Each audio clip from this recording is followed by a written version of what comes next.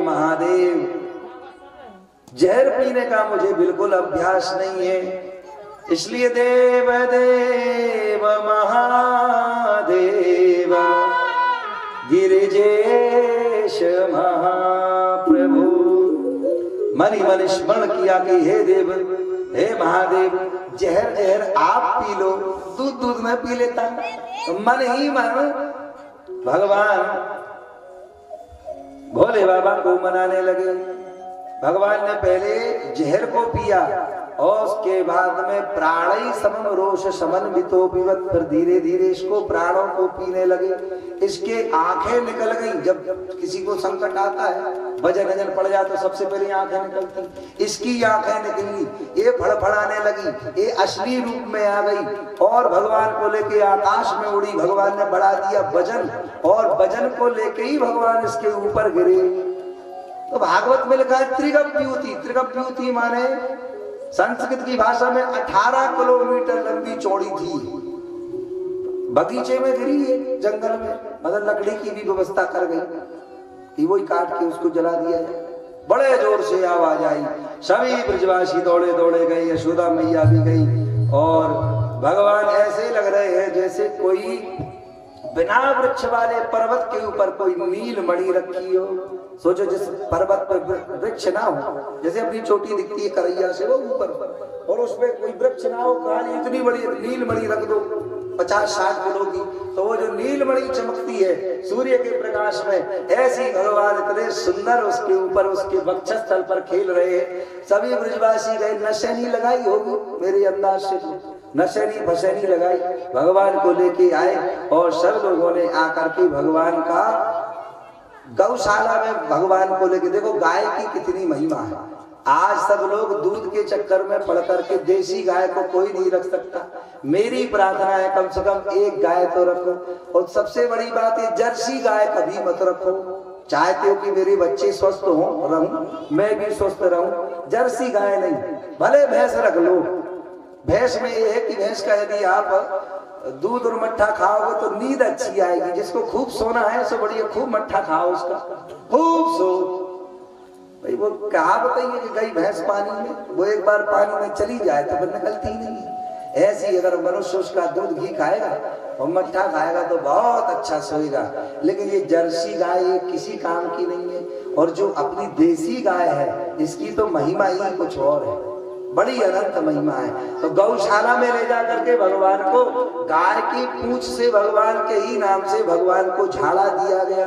भगवान गोद में लेटे यशोदा मैया के और सोच रहे देखो मेरे नाम से ही मुझे झाड़ा दिया जा रहा है। इंद्रियाणि ऋषिकेश प्राणा नारायणो बतु श्वेतदेपपतिश्चित्तं मनो योगेश्वरे बतो। आज भी इन मंत्रों का यदि किसी बालक को झाड़ा लगवा दिया जाए गाय की पूंछ से, कितनी भी नजर लगी हो उसकी नजर उतर जाती है। विविध प्रकार से भगवान की नजर उतारी गई। सुखदेव जी कथा सुनाते सुनाते भाव में कथा सुनाते जा रहे हैं, परीक्षित जी कथा सुनते जा रहे हैं। परीक्षित जी ने प्रश्न कर दिया, भगवान एक बात समझ में नहीं आई, इसकी ना जाति अच्छी है, ना इसका कुल खानदान अच्छा है, ना ये अच्छा भोजन करती है, फिर भी इसको भगवान ने मुक्ति क्यों दे दी। पूतना लोक बालगनी राक्षसी रुधिराशना जिघांसयापि हरये स्तनं दत्त्वा पशर्गतिम्। भगवान ने मन में विचार किया ये भले ही राक्षसी है, इसका भोजन पानी भले अच्छा नहीं है, लेकिन काम ये बहुत अच्छा कर रही है। कौन सा काम?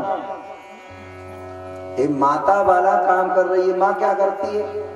बच्चे को पालन करती है, गोद में लेती है, दुग्ध पान कराती है। ऐसे इसने कुछ भी हो माँ का काम किया है, इसलिए इसको भगवान ने सदगति प्रदान कर दी। बोलो भक्त वत्सल भगवान की। धीरे धीरे भगवान बड़े हो रहे हैं और आगे चल के श्री सुखदेव भगवान कहते हैं कि एक बार भगवान ने करवट लियो, पहली बार करवट लिया तो बढ़िया गुलगुला बने। गुलगुला जानती हो माता, जो होशियार माताएं बनाती हैं तो बहुत मुलायम मुलायम बनती है, और जो नहीं बना के जानती तो बहुत कड़े कड़े बनती है। उसको आटे को खूब फेंटा जाता है। भैया हमने तो नहीं बनाया, लेकिन एक संत कह रहे थे तो खूब गुलगुला बने। और एक बैलगाड़ी कि आप पल्ला में भगवान को बांध दिया। अच्छा, वहां पे एक राक्षस बहुत देर से बिना शरीर वाला था, ये आया और ये देख रहा था कंस का भेजा, इसने सोचा किसी तरह मारा जाए इसको। बैलगाड़ी के ऊपर आके बैठ गया। भगवान ने इधर उधर देखा, कोई नहीं है, धीरे से अपना पांव उठाया। मन में सोचने लगे कोई देखेगा तो पोल पट्टी खुल जाएगी, अभी तो मुझे अपने को छुपा के रखना पड़ेगा। जैसे ही भगवान ने लात मारी उसमें खींच के, तो बैलगाड़ी सीधे ऊपर कई फुट ऊपर, और आके बैलगाड़ी नीचे गिरी। बहुत जोर से आवाज आई, सभी ब्रजवासी भागे। अब ये तो मर गया। एक छोटा सा बालक बोला, मैया रे मैया, मैंने अपनी आंखों से देखो याई ने जोर से या मैं पैर मारो। यशोदा मैया हंसने लगी, अरे इतना छोटो मेरो लाला, कभी इसमें तो इतने जोर से पांव मार दिया कि बड़े बड़े पहलवान भी नहीं पैर फेंक सकते बैलगाड़ी को। इस तरह भगवान ने शक्तासुर का उद्धारण किया। एक दिन तृणावर्त नाम का एक राक्षस आया। आपने देखा होगा गांव में वो बवंडर गोल गोल, कोई टोपी वोपी साधारण टोपी लगा के अगर खड़ा हो जाए उसके बीच में तो टोपी वोपी उड़ सकती है, इतना तेज होता है। तभी तृणावर्त, तृणों का आवर्त। भगवान दुग्ध पान कर रहे थे, तो दुग्ध पान करते करते यशोदा मैया की गोद में ही भगवान ने अपना वजन बढ़ा दिया। मन में सोचने लगे कि ये आ रहा है तृणावर्त बन के, आंधी बन के, और ऐसा ना हो कि मैया को तकलीफ होती। इतना वजन बढ़ गया तो मैया क्या सोच रही है, ज्यादा दूध पी लिया इसलिए वजन बढ़ गया। तो वहीं पे चद्दर बिछाया, भगवान को जो वहां सुला दिया, काम काज में लग गई। और ये जोर से आया, भगवान को उड़ा के ले गया। अच्छा, इसका शरीर नहीं दिखता था, ये आंधी आंधी दिखती थी। भगवान ने भी बड़ी प्रेम से गला पकड़ लिया उसे। मामा जी है, प्रेम करते हैं, कभी हेलीकॉप्टर, वैसे तो वो कुछ भेजने वाला नहीं है कंस, चलो हेलीकॉप्टर ही भेज दिया ऊपर उड़ने के लिए। जोर से उसकी गर्दन दबाई और ये आगे नीचे, इसका भी प्राणांत हुआ। प्रेम से बोलो राधे राधे। गर्गा पुरोहितो राजन यदूनां सुमहत्तपा ब्रजं जगामनन्दस्य वसुदेवा प्रचोदिता। एक गर्गाचार्य नाम के संत हैं, बड़े अच्छे ज्योतिषी हैं। इनकी गर्ग संगीता भी चलती है, जो भागवत जी के अलावा जितने चरित्र हैं गर्ग संगीता में मिलते हैं। वसुदेव जी ने कहा कि जाकर के मेरे गोकुल में 2 पुत्र रहते हैं, तुम उनका नाम रख के आओ, नामकरण संस्कार करके आओ। तो गर्गाचार्य जी महाराज नामकरण संस्कार करने के लिए यहाँ पे आए हैं। नंद बाबा से कहा कि देखो, आप जब उत्सव मनाते हो तो बहुत से लोगों को निमंत्रण दे देते। यहाँ क्या बोलते हैं, नहीं हो तो गांव गांव में बुलगुआ बुलगुआ। आप ऐसा मत करो, अब की बात नहीं, वो कंस किसी राक्षस को भेज देगा। आप ऐसा करो, गौशाला में चलो और स्वस्ति वाचन पूर्वकम, बढ़िया। देखो नंद बाबा बड़े पढ़े लिखे थे, तभी तो बोल रहे इस वाक्य को, बोले स्वस्ति वाचन पूर्वकम। पहले बढ़िया स्वस्ति वाचन करो और उसके बाद में देवी देवताओं की पूजन के बाद में आप अपने ज्योतिष के अनुसार इन दोनों का नाम कल संस्कार कर दो। गौशाला में यशोदा मैया और रोहिणी मैया गई है अपनी अपनी गोद में लेकर के, और गर्गाचार्य जी ने सबसे पहले दाऊ दादा का नाम रखा है, जिसे राम जी का भी नाम रखा। जो आनंद सिंधु सुख राशि सी करते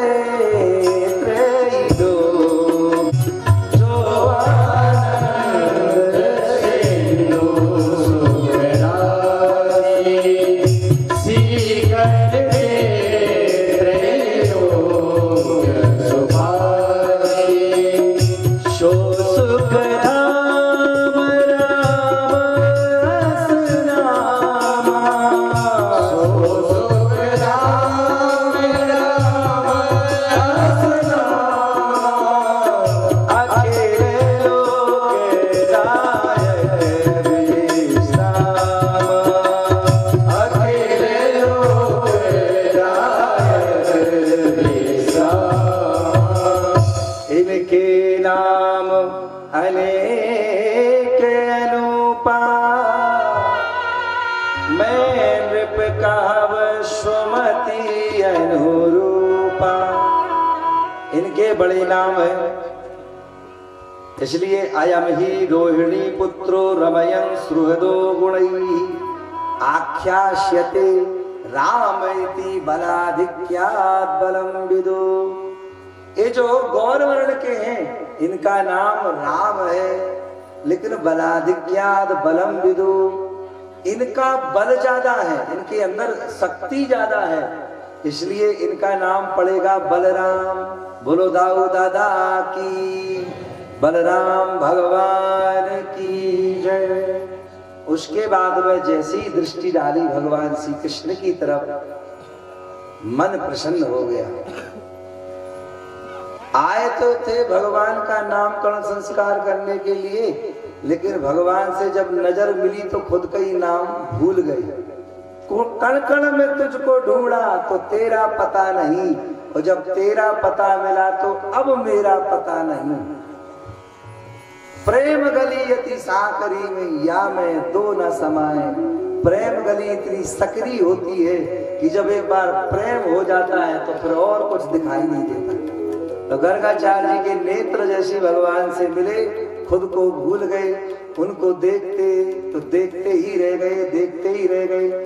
जब बहुत देर हो गई देखते देखते, अच्छा किसी की नजर खुली की खुली रह जाए और वो खुला का खुला रह जाए, 10-20 मिनट बोले ना वो, तो आप क्या समझोगे उसको? भाई आंख खुल जाए और मुंह खुल जाए और हिले डोले ना, तो शंका होगी कि या तो ये मूर्छित हो गया, या बेहोश हो गया, या हो सकता है कि ये पधार गए। अब भगवान को जो देखे, आज भी वृंदावन में बिहारी जी के बड़े बड़े संत जाते हैं, तो जैसी नजर मिलती है महाराज तो विदेह हो जाते हैं। अच्छे देखो, शुद्ध लोहा होगा और उसमें यदि पारसमणि लगाओगे तो शुद्ध लोहा तुरंत उस लोहे को पारसमणि सोना बना देगी। लेकिन लोहे के ऊपर कोई कपड़ा हो, कोई पन्नी हो, कोई पत्ता हो, गंदा हो लोहा, तो फिर पारसमणि उसको सोना नहीं बना पाता। वो तो बिल्कुल लोहा भी शुद्ध होना चाहिए। आत्मा का जो तार है, तारतम्य है भगवान से तभी मिलता है जब हृदय शुद्ध हो। ऐसे ही गर्गाचार्य जी तो एकदम निष्किंचन है, शुद्ध आत्मा है, संत है। भगवान से नजर मिल गई तो अपने आप को ही भूल गए, बहुत देर तक भगवान को देखते रहे। तो एक ब्रजवासी ने उनके ऊपर जल डाला तो एकदम होश में आया। अरे बोले आपको क्या हो गया था बाबा? तो बोलने ही वाले थे कि ये तो साक्षात नारायण है, लेकिन भगवान ने इशारा कर दिया, भैया ऐसे मत नारायण मत बनइयो मोई, क्योंकि मेरी जो सेवा होती है, खुद के लिए तो अच्छा अच्छा बना के खा लेते हैं लोग, लेकिन भगवान को भोग कोई नहीं लगाता, इसलिए अभी मत बताओ। तो बोले बहोनी संति नामानि रूपाणि च सुतस्यति गुणकर्माणि रूपाणि तान्यहं वेदनो जना। इनके अनेक नाम है, बहूनि संति नामानि।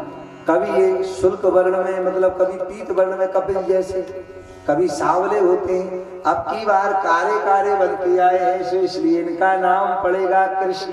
बोलो कृष्णचंद्र भगवान की जय। दोनों का नाम हो गया राम और कृष्ण। धीरे धीरे भगवान अब, लेकिन एक बात बताई है सुधा मैया से, बोले श्रिया कीर्त्यानुभावेना गोप्या यश्च समाहिता। हे मैया, इसकी श्री माने इसकी कीर्ति मत बढ़ने देना, मतलब इसका नाम नहीं होने देना। सोचो क्यों? बोले इसका यदि नाम होगा तो कंस परेशान हो जाएगा। गोपी तो जीवन भर चढ़ाती ही नहीं भगवान को जब तक वो बड़े नहीं हो गए। जब खूब बड़े हो गए तब भी अरे तू कारो कारो है, तू कोई काम को नहीं है, तू तो नाच वो ही ना आवे। गर्गाचार्य जी ने कहा, बोले श्रिया कीर्त्यानुभावेन, इसकी श्री और कीर्ति मत बढ़ने देना, ताकि राक्षस लोग तुमको फिर परेशान नहीं करेंगे।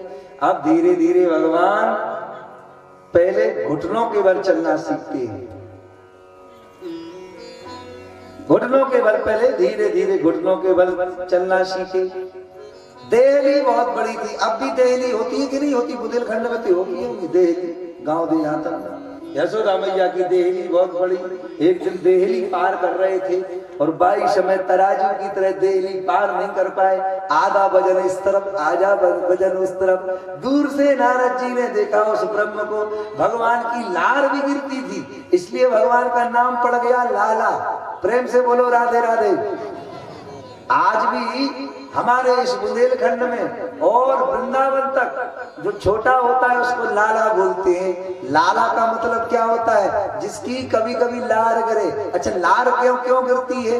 क्योंकि चरक संगीता में चरक ऋषि कहते हैं, जब बच्चा माँ के उदर में होता है तो माँ को बहुत कुछ खाने की इच्छा होती है, लेकिन सासू माँ खाने नहीं देती।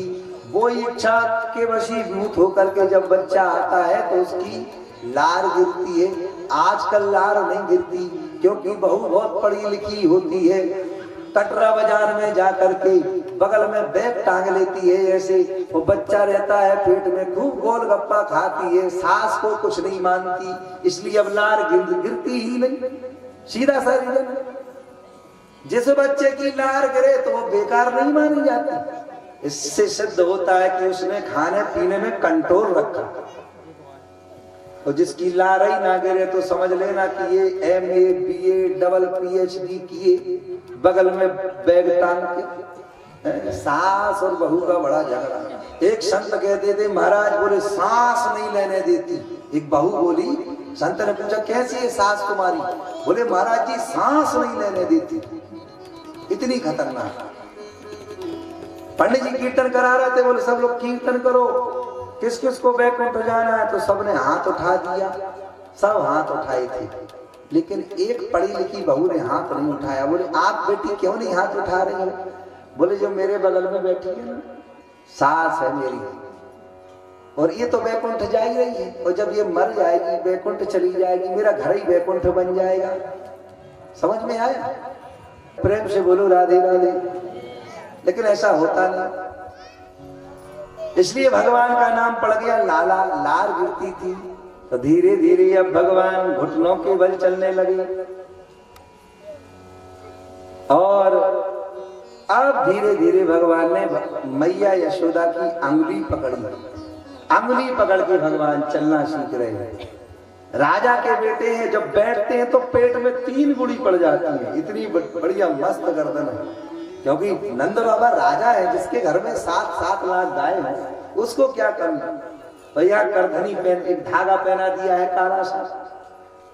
कागभूषुंडी जी रोज आ जाते हैं।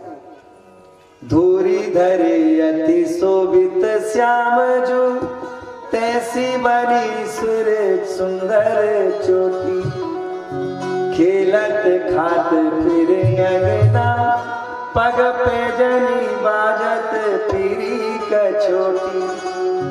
बाछा भी खोरस खान भी लोकत, बाछा भी खोरस खान भी लोकत, परम काम कलोटी। साग के भाग बड़े सजनी, हरि हाथ से ले गयो मखन रोटी। साग के भाग बड़े सजनी, हरि हाथ से ले गयो मखन रोटी, हाथ से ले गयो मखन रोटी। कागभूषुंडी जी आ गए। अब बढ़िया टिक्कर बना। टिक्कर तो खाए होंगे, विश्वनाथ पंडित जी बहुत अच्छा बनाते हैं। टिक्कर बनाया, बढ़िया दूध में लगा आटा और बना टिक्कर, और टिक्कर के ऊपर मोटा मोटा मक्खन और बढ़िया हरी धनिया की चटनी उस पे लगा दीनी। गोपाल जी को, लाला को स्नान कराया, गुनगुने तेल में मालिश करी, बढ़िया चटाई बिछा दीनी और बढ़िया मोर पंख पहना दिया। अब उस मूर्ति का जरा ध्यान करो। बिंबा फल जैसे ओठ है, बढ़िया भगवान का दिव्य मनोहारी कंठ है, कमल जैसे भगवान के नेत्र हैं, घुघराले घुघराले भगवान के बाल हैं, बड़ी सुंदर अलकावली है भगवान गोविंद की, और मोती जैसे भगवान के दांत हैं। कैसे दांत है? मोती जैसे भगवान के।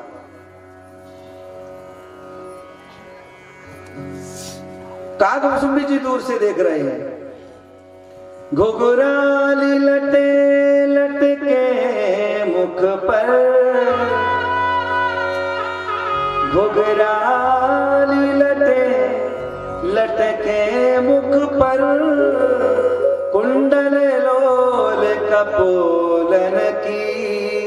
बड़े बड़े गाल भगवान के, मुस्कुरा देते हैं तो जैसे अनार का दाना होता है, ऊपर लाल और अंदर उनको सफेद दिखता है, ऐसे मोती जैसे दांत दिख जाते हैं। दो दो दांत ऊपर किया गए। कुंडल लोल कपोलन की, निछावर प्राण करे तुलसी, बल जाऊं ललाइन बोलन। अभी बोले नहीं है गोविंद, पूरे ब्रज को इंतजार है कि अब पहला शब्द क्या बोलेंगे। एक दिन अकस्मात भगवान की चोटी यहाँ पर बंधी हुई थी, बड़े बड़े बाल थे, तो चोटी खुल गई और भगवान के मुख से पहली बार बड़ा दिव्य शब्द निकला, माँ। बछड़े बोलते रहते थे ना छोटे छोटे, माँ। तो भगवान के मुख से भी निकला माँ, लाल लाल जिह्वा से। कहन लागे काना मैया मैया, पितानंद को बाबा बाबा, और हलधर को भैया। कहन लागे काना मैया मैया। अब तो तेरी भाषा में पहला माँ शब्द निकला, दूसरा बाबा शब्द निकला, और तीसरा श्री दाऊ दादा के लिए दाऊ भैया निकला। भगवान अब बोलना, सारी दुनिया, सारी सृष्टि जिनके श्वास श्वास में वेद निकलता है, वो बोलना सीख रहा है। शिव चतुरानन जाई डराई, जरा विचार करो। ये भक्ति का देखो प्रभाव। शिव समेत जही अंत न पावा, ताई धरे जननी हटी धावा। अंगुली चल के पकड़ के चलना सीखते हैं। धीरे धीरे भगवान अब कालेना ब्रजताल्पेना, गोकुले राम केशवौ, जानुभ्यां सह पाणिभ्यां रिंगमाणा विजयतु। जिनकी एक दृष्टि से सृष्टि बदल जाती है, वो आज भक्ति के भाव में पड़ करके चलना सीख रहे हैं।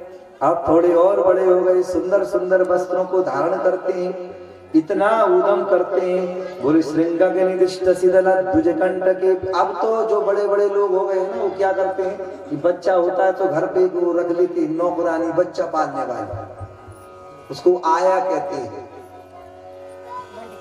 सोचो, श्रृंगाग्नि किससे खेलते हैं सुखदेव जी कहते, जो मूल में लिखा है वो ही सुना रहे हैं। कभी कभी सूरदास जी के पद आ जाएंगे ब्रज भाषा में, लेकिन अब बढ़िया सजाया, नहावाया, धोवाया, तेल का मालिश कराया, नाश्ता करा दिया।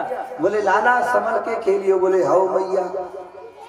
गए तो एक बैल बैठा था, बहुत बड़ा नादिया, श्रृंगाग्निदिष्ट सिदजा, और उसके नादिया के बैल के सींगों में दोनों जाके उसको हिलाने लगे। उठ उठ दाऊ दादा बोले, और जैसे ही वो अचानक उठा, और जैसे ही वो उठा सो दोनों ही उठते ही चले गए संग में, और उसने हिला दिया दोनों को। तो नीचे बहुत सारा गोबर रखा था, आए और सीधे ही जाकर के गोबर में जब यशोदा मैया आई, मतलब सुबह से शाम तक इतना उदम आज तक किसी ने नहीं किया। सुखदेव जी कहते हैं सुबह से शाम तक ये ना कर और ये ना कर, इसी में मैया लगी रहती है, बड़ा आनंद मिलता है। एक बार बढ़िया स्नान ध्यान करा के अपने पलंग पर बैठा दिया, बोले मैया तू चिंता मत करियो। मैया बोली लाला उदम मत करियो। बोले हाउ मैया, प्रेम से बोलो राधे राधे।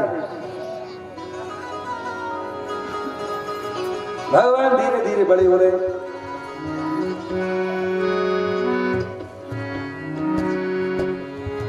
नन्हे नन्हे काना में नन्हे पाँव, तीसरा नन्हे नन्हे काना बाके नन्हे नन्हे पाँव, नन्ही सी पैजनिया से झूमे